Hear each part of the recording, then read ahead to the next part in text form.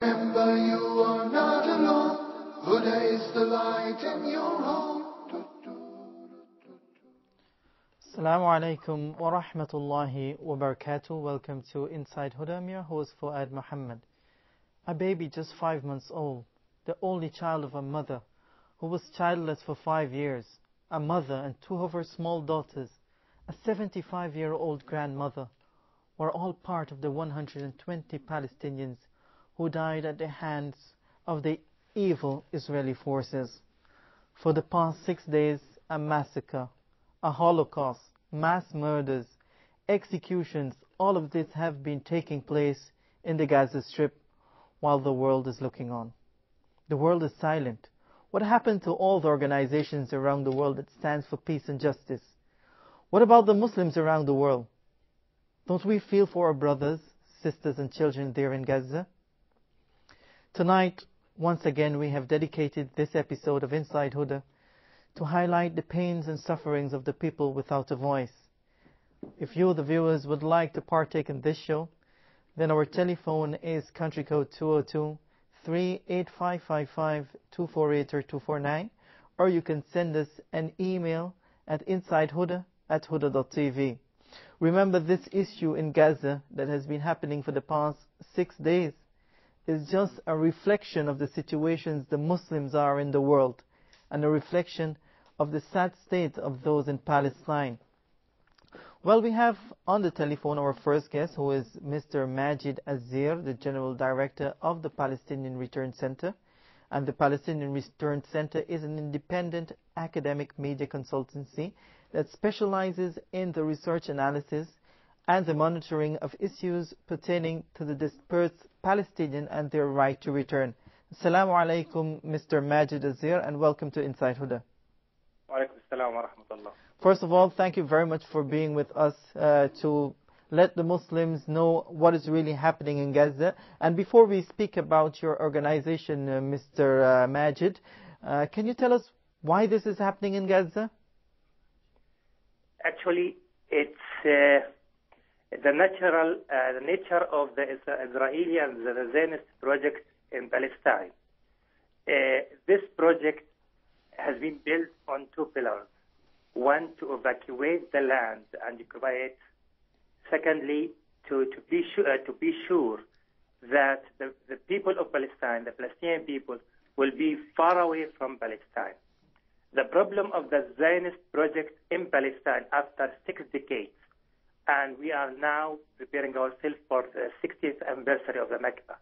They found themselves that the Palestinians already have stuck to their land, and 80% of the Palestinian population or more is still, after 6 decades, in Palestine, trying to resist the occupying power in Palestine, and they are very keen to go back to their country, to their homeland, to their villages, cities which they were evacuated from, and they are very close to reach to that.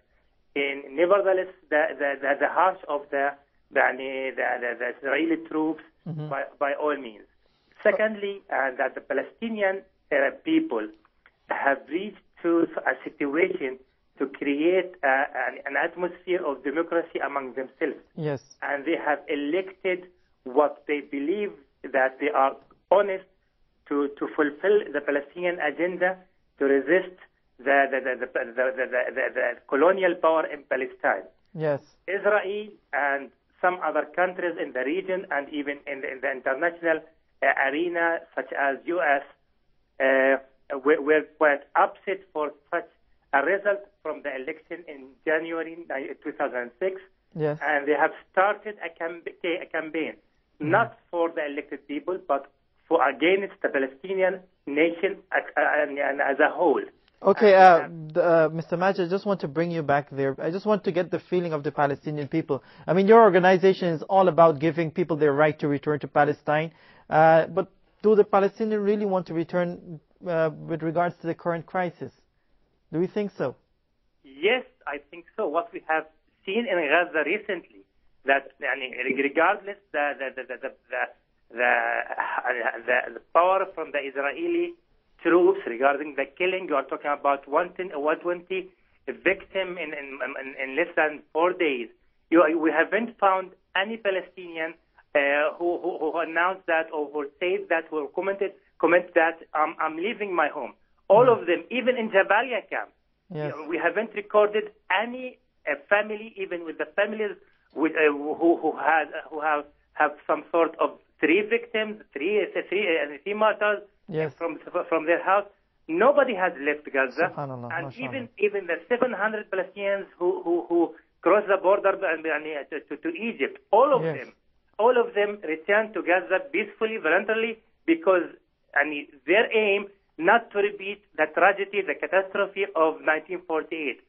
The Palestinian people now, after 6 decades, have learned the lesson very well, that therefore they are focusing in staying in Palestine, and their aim is to return to the countries and to the villages and the cities which they were evacuated from it by force. Okay, and how does your organization come into this? I mean, what is the role they play in the current crisis? Your organization, that is. One of the main role, because we live in London, in Europe, to address some sort of a message to the European countries. And when I say European countries, I mean the officials and the people, the nation, the European nations, that the Palestinian people, regardless the distance from Palestine, and they are stick to their right of return. That the Palestinians are one nation, one people. Don't deal with them as if they are communities and they try to make some sort of split among the Palestinian people. And we are trying to address this in a very civilized way, and the way which the European people can understand our message. And we have reached quite far.